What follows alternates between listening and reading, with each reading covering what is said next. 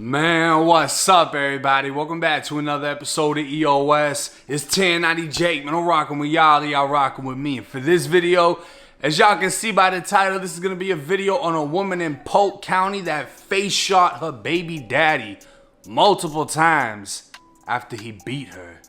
November 11th, 2021, just after 1 in the morning, the Lakeland Police Department received a call for a shooting on Kentucky Ave.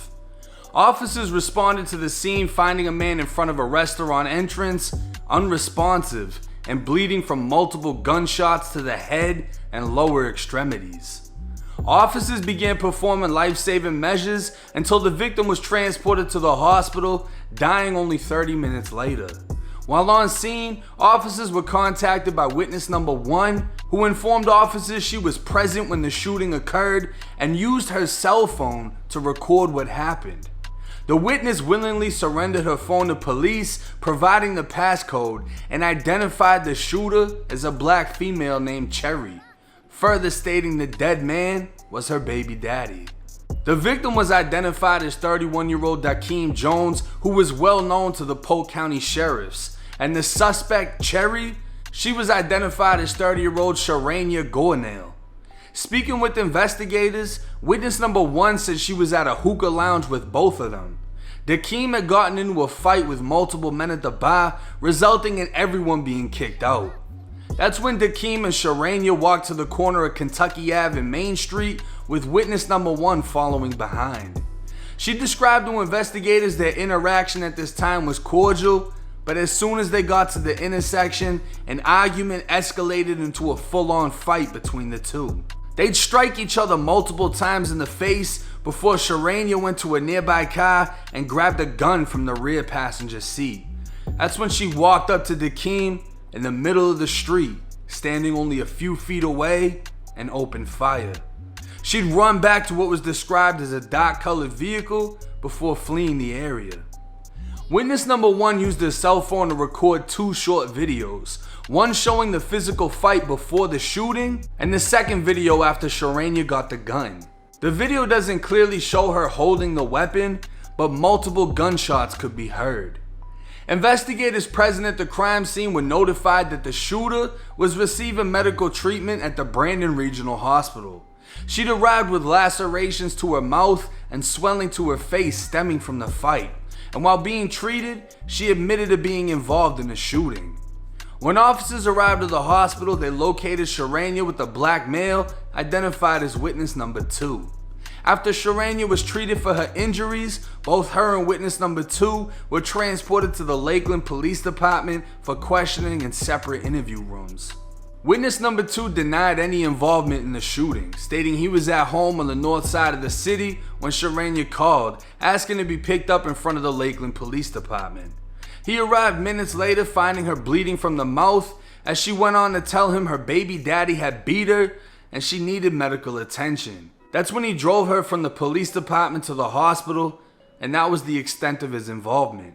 He claimed she never spoke to him about a shooting, and he wasn't aware if she was armed. She was in possession of a purse when he picked her up, and that same purse was still inside of his vehicle. Now, speaking with Sharanya, she'd admitted to discharging her firearm in the direction of Dakeem. She said it started in the middle of the roadway. That's where he started hitting her multiple times in her face.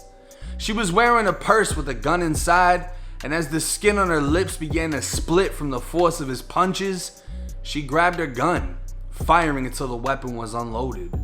When asked, she believed she shot him, but she was uncertain.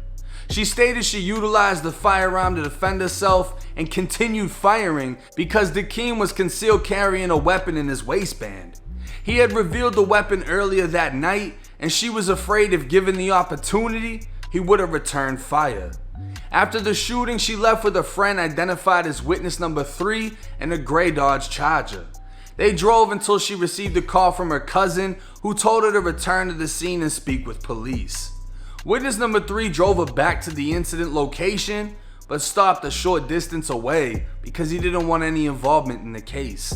Sharanya says she began walking towards the shooting scene when she became nervous seeing the large amount of police present. That's when she called witness number 2 to pick her up. She told investigators she didn't dispose of the firearm, and the 9mm Springfield Hellcat was recovered from her purse. Reviewing the video, investigators noticed Sharanya was wearing the same green two-piece sweatsuit on video as she was in the interview room. But more importantly, she was not seen wearing a purse at any time in the video, including the fight like she claimed.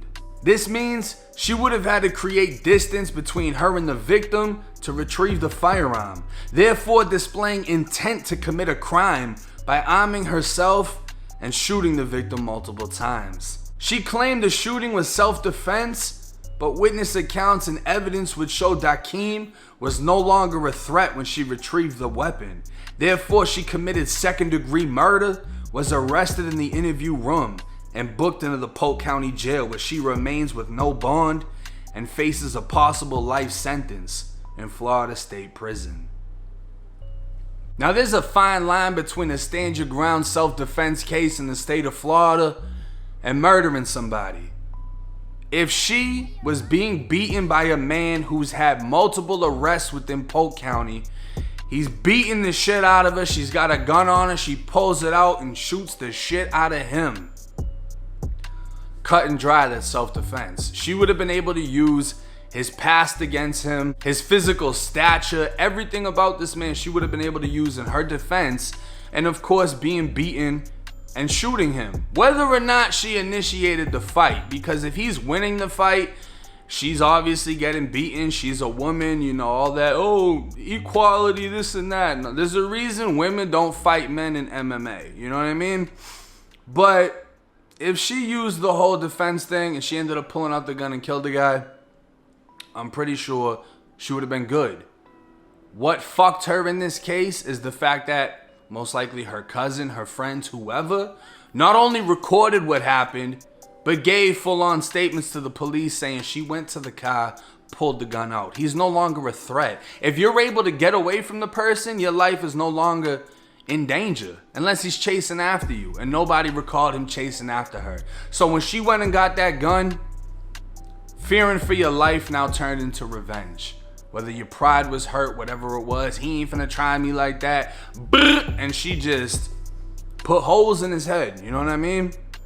She shot that man multiple times in his head and his lower extremities. I don't know what the fuck that even means. I don't know if they're talking about downstairs or if lower extremities just means like chest, stomach, lower than the head. I don't know. But she shot the shit out of this man with a 9mm Springfield Hellcat. Goddamn, I wouldn't want to be him, you know what I mean? And it's an unfortunate ass situation. Toxic couples, you need to get out of the fucking relationship before you find yourself in a situation like this.